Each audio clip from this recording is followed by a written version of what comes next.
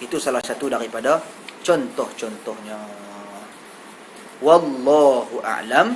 Kita berhenti di situ dulu untuk tafsir, usul tafsir.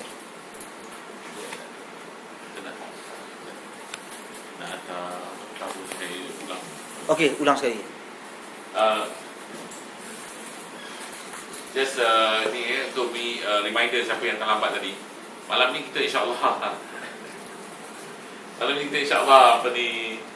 kutipan malam ni adalah untuk kadang-kadang Islam yang dia nak tubuhkan syarikat Islam yang pertama di Zamboanga City di Philippines. Jadi insyaAllah up to date yang they have collected about 13%. They only collected about 4,000 ringgit. Dia orang perlukan 30,000. Jadi sesiapa yang yang perlukan, yang boleh contribute, kita can contact this Muslimah straight. She's sending it through Anida, so insyaAllah. Jadi malam ni kutipan kita kalau untuk itulah, untuk King Garden, insyaAllah.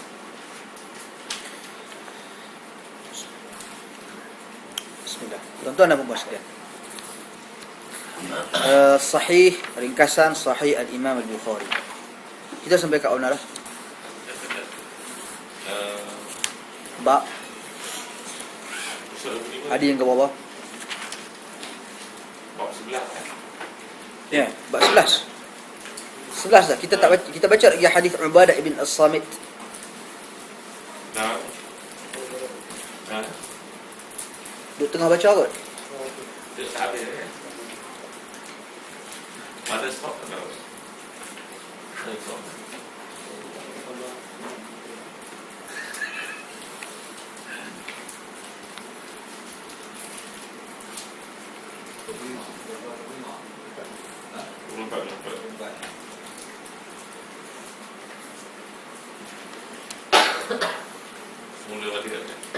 Okey, tak apa. Kita bab yang ke-10 ni daripada Ubadah ibn As-Samit radhiyallahu anhu. Saya rasa saya dah baca dah terjemahan keseluruhan dia ni. Dan seingat saya kita ada menceritakan sedikit tentang peperangan Badar tempoh hari. Peperangan Badar kerana Ubadah ibn As-Samit di antara sahabat Nabi yang merupakan orang yang menyertai dalam peperangan Badar. Dan mengapa dinyatakan di dalam hadis disebut perkataan kana syahida badran, dia merupakan salah seorang yang menyertai peperangan Badar.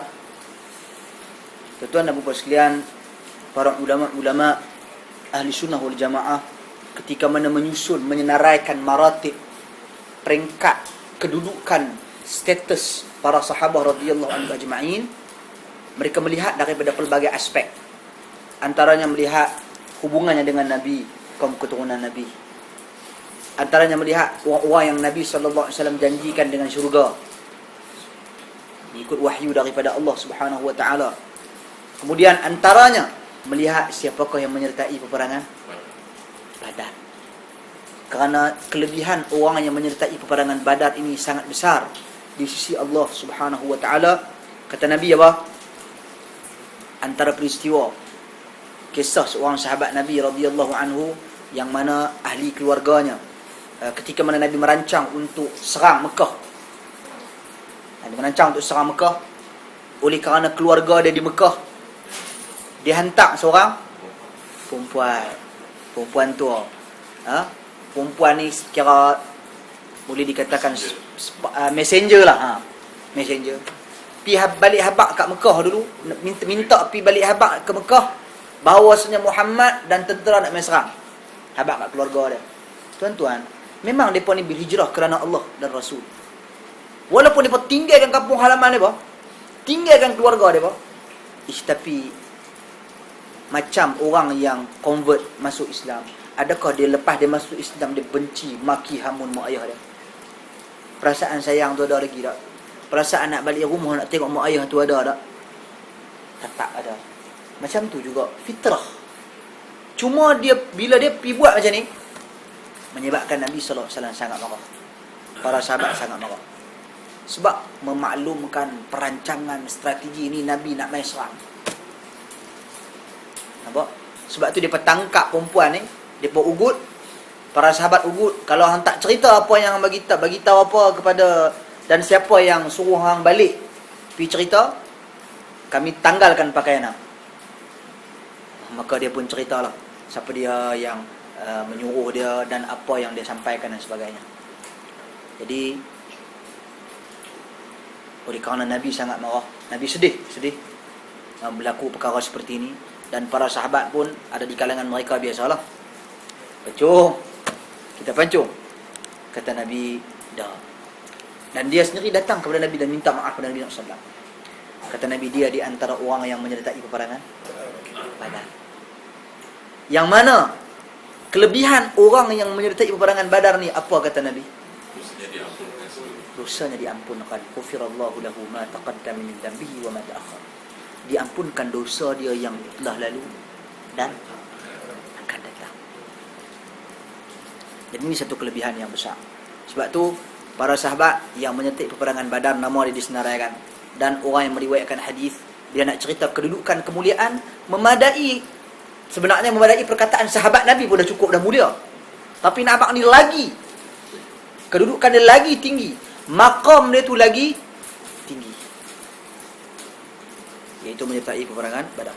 Ini juga yang diguna pakai oleh hujjah, golongan-golongan yang pengebom berani mati ini dan sebagainya, di mana mereka kata bahawasanya perang berjihad ini merupakan 77 kali Nabi perang.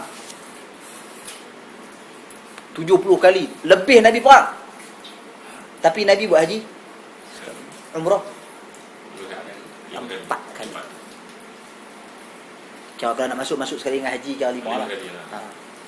Tapi yang terasing 4. Tuan-tuan, betul kot anda cakap tu. Tuan-tuan dan puan sekalian. Jadi nak cerita bagi 4 kali Nabi buat umrah. 1 kali Nabi buat haji. 70 kali lebih Nabi SAW perang. Dia ambil kot tu, dia tengok dari angle tu, sudut tu, menunjukkan perang ni kedudukan dia lebih tinggi. Dia tak tengok tu pasal apa boleh perang, pasal apa kena serang, pasal apa kena berperang, sebab apa, persediaannya, bagaimana syarat-syaratnya. Tak tengok dah tu. Tengok Nabi 77 kali jalan. Hak ni yang paling mulia. Inilah yang mewujudkan golongan-golongan yang tak faham apa makna jihad. Kita tak mau jadi orang yang allergic dengan perkataan jihad. Jihad kena sebut. Bukan duk jihad. Sebut dalam erti kata menjelaskan kepada manusia tentang apa itu jihad. Ni wajib. Kena jelaskan sekali dengan garis panduan dia. Syarat-syarat dia kena ikut, kena dapat arahan daripada pemerintah, Perdana Menteri ke, Presiden ke, Raja ke, Agung ke, perintah. Semua kena keluar jihad. Ya, pada ketika itu baru boleh keluar jihad. Bukan tak boleh ikut suka hati. Bukan ikut suka hati pi balon apa tu. Tak boleh.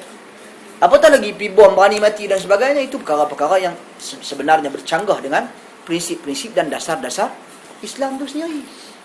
Kita juga tak mau jadi orang yang keterlaluan, hulu dalam bab jihad ni. Sampai semua jihad dan sebagainya, sehingga menimbulkan perpecahan, sehingga menyebabkan kerosakan di atas muka bumi. Kita tengah-tengah, kita kena bicara tentang jihad, kita kena sebarkan tentang jihad kepada masyarakat. Ni kalau letak dalam YouTube ni, dia ambil dekat tu ya. Kita kena cerita pasal jihad, kita kena ni. Lepas tu dia pakat inilah, apa dia, JI ke, teroris ke, apa ke, orang. Dah betul lah. Saya cerita siap lah. Sebab saya lagi kukuh-kukuh.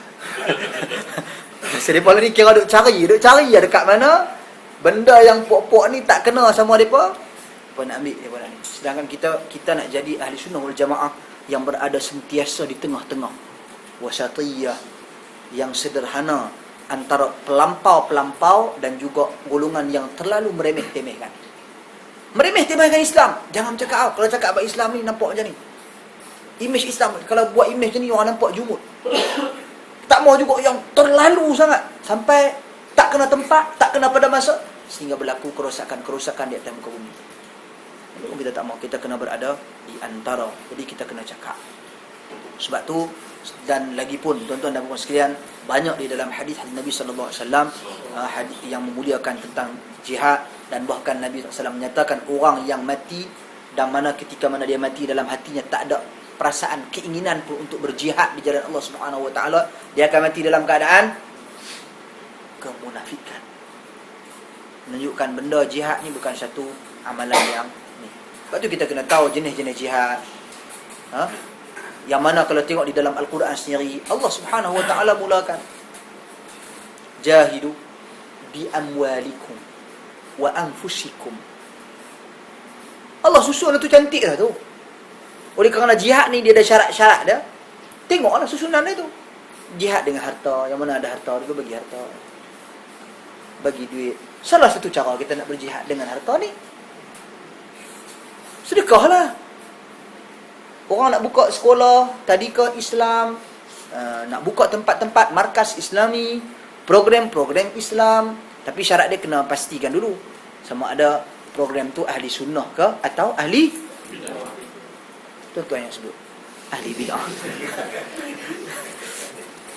Jadi benda tu kena pasti. Sebab kita tak mau sumbangan-sumbangan yang kita berikan. Memang kita tak perlu tahu apa yang mereka nak buat, kita bagi ke orang.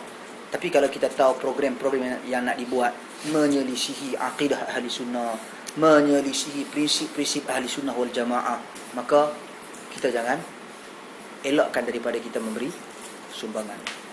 Elakkan tuan-tuan dan puan-puan. Wallahu a'lam. Jadi itulah Ubadah bin Samit, saya pun dah cerita, wa huwa ahadun nuqaba fi lailatul aqabah, pun kita dah cerita tentang hal ni. Anna Rasulullah SAW qala wa hawlahu isabatun min ashabih, wa fi riwayatin kunna 'inda an-nabi sallallahu alaihi wasallam fi majlisin. Okey, tuan-tuan dan puan-puan sekalian, banyak kali dah kita lalui hadis-hadis dan riwayat-riwayat yang kita tengok sat ada kurungan, sat lagi ada macam dia panggil apa tu? Ada bulat kurungan tu, ada yang berbentuk kotak. Okey. Tuan-tuan dan puan sekalian, seperti yang kita ketahui, ringkasan sahih al-Imam Al-Bukhari yang berada di sisi kita diringkaskan oleh siapa? Diringkaskan oleh siapa? Syekh Al-Albani. Syekh Muhammad Nasiruddin Al-Albani. Ni yang ringkaskan Sahih Bukhari ni yang kita baca ni. Jadi dia dah bagi tahu kepada kita dia punya metodologi dia dalam meringkaskan. Okey, kalau dalam kurungan tu, dalam kurungan yang berbentuk bulat, separuh bulat tu, iaitu dia petik daripada riwayat yang menceritakan kisah yang sama, dia petik. Tapi dia membawa pengertian yang berbeza yang tak ada dalam riwayat yang dia sebut ni. Adapun sekiranya dia bubuh dalam bekas kotak tu, telah disebut dah, tetapi disebut dengan perkataan yang berbeza. Tengok. Wa hawlahu isabatun min ashabih. Okey. Isabatun min ashabih, dan keliling dia ada para sahabat.